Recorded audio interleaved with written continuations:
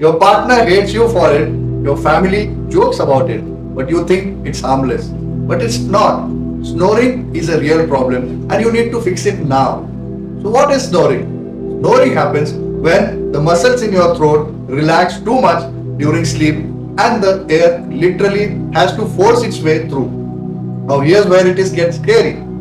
People who snore regularly are far more likely to have a stroke, a heart attack, and memory loss.